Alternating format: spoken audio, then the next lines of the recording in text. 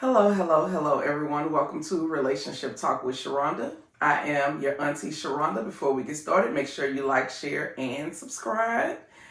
Before we get off into today's video, I just want to remind you that Nud is on my website for $15. These are the sex bites. They're regular $40. They're on sale for $15. When they run them on sale for me, then I can run them on sale for you. And I always encourage people, try it while it's on sale, okay? But it's 3 gummies in a pack. They help with relaxation. They help with stimulating multiple orgasms.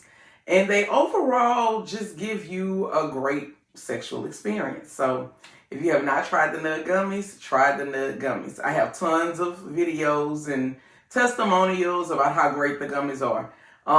Again, each pack comes with 3 gummies. That's considered to be 6 servings. So each gummy can be divided in half, and a half would be considered a whole serving. Some people, like myself, want to take a whole gummy because you really want to be able to feel it. I completely understand that. But yes, it is 6 servings in 1 pack. You cannot beat that for $15. All right. So let's get started with today's video. Of course, y'all know I operate and run a ladies group on Facebook. The ladies group has 11,300 members in the group. And of course, we're going to all have different perspectives. We're going to all have different stories and testimonies. And I think that's what makes the group so great, right? But I do believe that certain things are pretty standard across the board, okay? Regardless of what walk of life you in, certain things are just standard across the board. When I get these messages and the person leads with, he won't leave me alone, he won't stop calling, he won't stop coming by the house,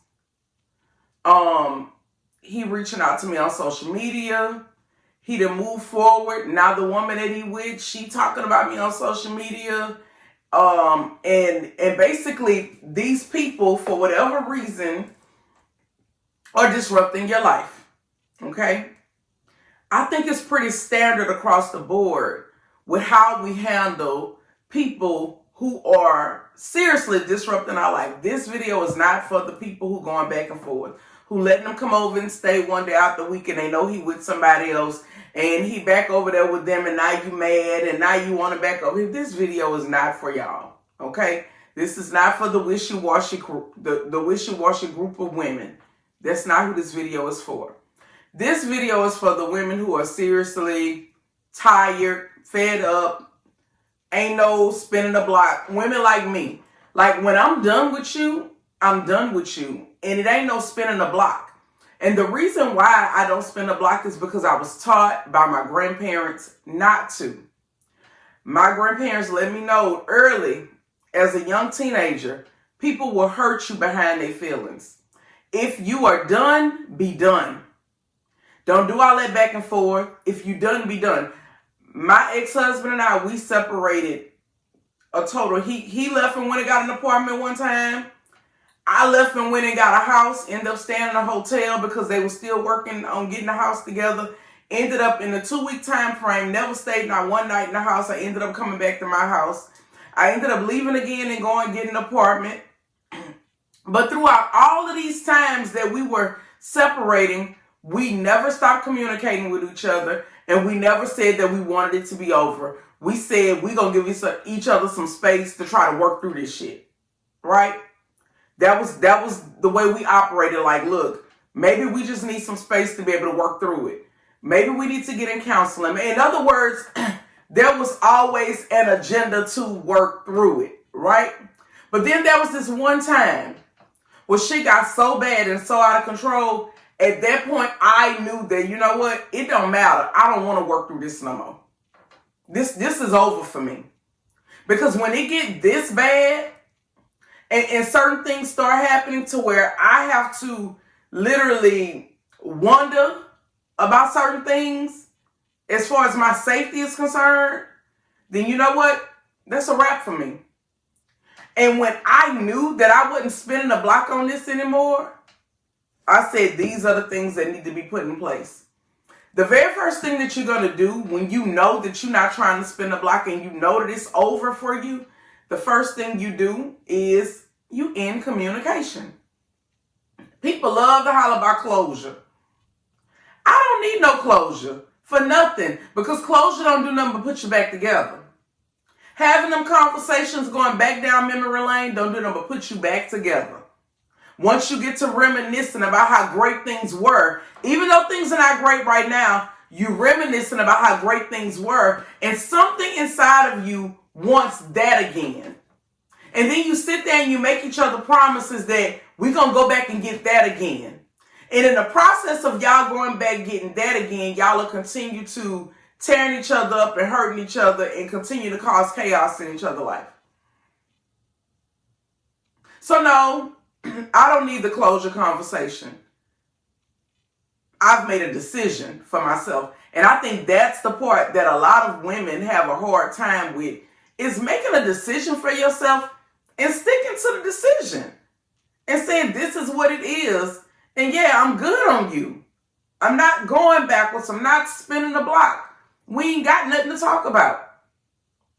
I'm the type of person why I would have loved to work it out to where we could have had an agreement when it came down to child support. But you got to know the person that you're dealing with. You know if you're dealing with somebody that's reasonable. You know if you're dealing with someone that's emotionally mature. You know that if if you're dealing with somebody that's gonna make you fuck for the child support, or tell you to go fuck somebody for the child support for their child, because that's what I was told. Go get it from them niggas. I'm saying all of that to say is you got to know who you're dealing with. You got to know if you're dealing with somebody reasonable or not. If you're dealing with somebody and you know they're not a reasonable person, go ahead and file your paperwork for your child support, baby. You know that they ain't trying to help you if y'all ain't together. You know they ain't trying to help you if you ain't fucking on them. You know this. Right? So that means you put two things in place. Now, you blocked on everything. I ain't got to see shit you talking about. You ain't got to see shit I'm talking about. You cannot communicate with me. You cannot contact me. That, in other words, I drew a line in the, I drew a line in the sand. I done removed all your family members. I don't need them contacting me about nothing, because I know if I'm dealing with people that's reasonable or not. See, some of us come from families and we know how to get along even if we ain't together. But then there are some people, if we ain't together, you the enemy. And now I'm mad with you, my sister mad with you, my cousin's mad with you, and everybody mad with you because we ain't together. And I done literally formed a whole army of people to go against you. You know what you're dealing with. And if that's the case, block all their asses too. Because what you need them, why do they need to contact you, and what do they need to see what's going on in your life for? Why? So the first thing is ending communication and blocking people. Y'all pay these phone bills and y'all act like y'all don't have no control over who called your number. I'm a firm believer in having control over my life. And I had women in the group saying, yeah, that's easier said than done. My mama told me if you weak, you beat. So if that's you, then that's you. But me, on the other hand, I live my life with a sense of control over my life. I control who have contacted me. With me. I control who's a part of my life. You don't just get to come over here. Especially if I don't want you over here. You got to stand on something. The next thing, if you blocking and you didn't ask them not to come to your house, and you didn't done all the necessary things to separate yourself from this person, and they do not respect your boundaries, okay, well, we got to bump it up a notch now. We got to bump it up a notch. If you coming and you knocking on my door and I told you I don't want you coming here, guess what? I'm going to let you stand out there and knock. But the police about to meet you out there, and they going to ask you to get the fuck on. Because I've already asked you and you didn't respect me. So now we got to bump this up a notch, and they're going to ask you to move around. And guess what? If you come back, because see, this is the thing, a lot of people, they come back, right?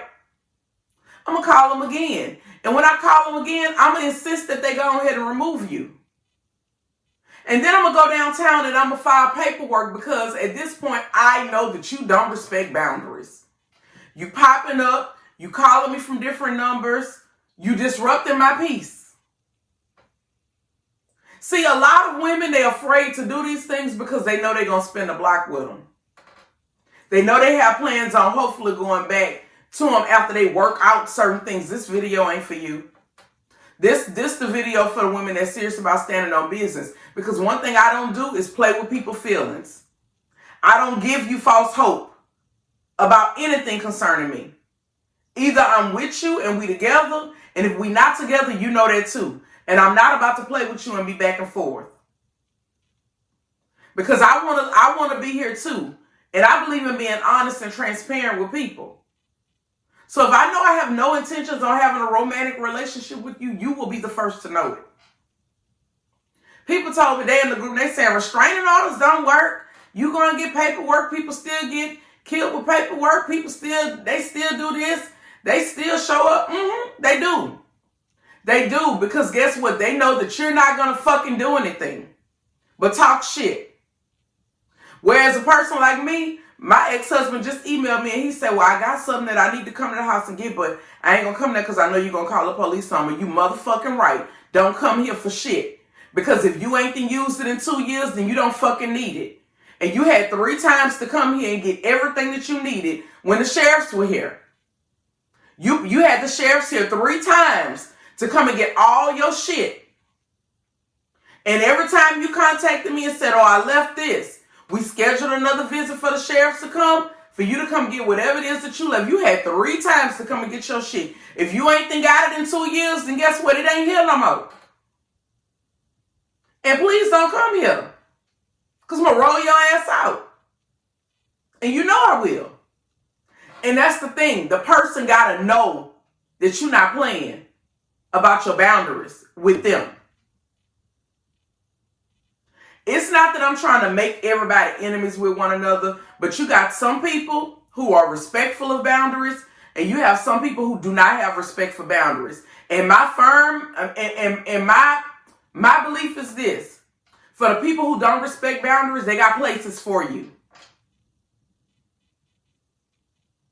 They got places for people who don't respect boundaries. Your family gonna cry behind you.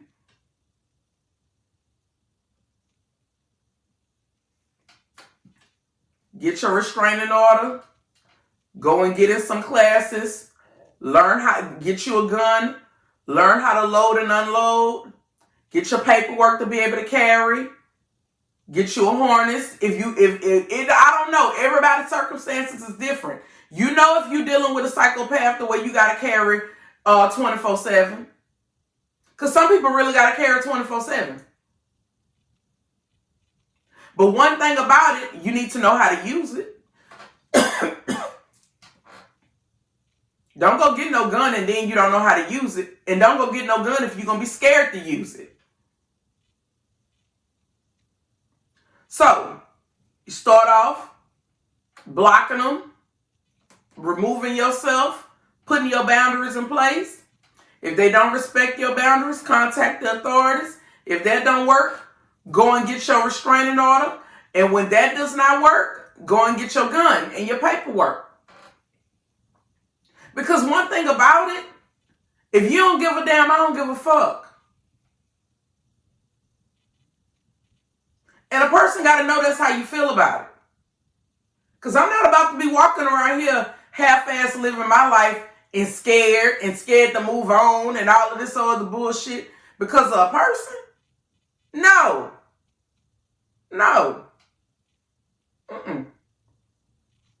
I don't live in fear and I don't operate in fear. Now for me, I went and got my restraining order. And of course I knew my ex. I knew he was going to get on the internet and cut up like he do. And I knew that when I would see him at parades and different places like that, he going to scream from the other side of the road. But guess what? He ain't coming in close proximity with me. He ain't coming over here to my house. and he ain't calling my phone. He gonna handle his anger the way he gonna handle his anger, but he gonna do it over there. You teach people how to treat you. And when people have you in their life, and you in people's life, and they take you for granted, I'm a firm believer the best lesson is to no longer have you in their life. And they gonna cope with it and deal with it however they cope with it and deal with it. But you don't get to have me in your life and you mistreat me. You don't get to have me in your life and you disrespect me. You got to treat me like you prayed about me. You got to treat me like you got on your knees and you asked God to send you a good one. And he sent me and you cherished it. Treat me like you prayed for me. That's going to wrap me up for today. Don't forget the Nug Gummies are $15 on the website. You all be blessed.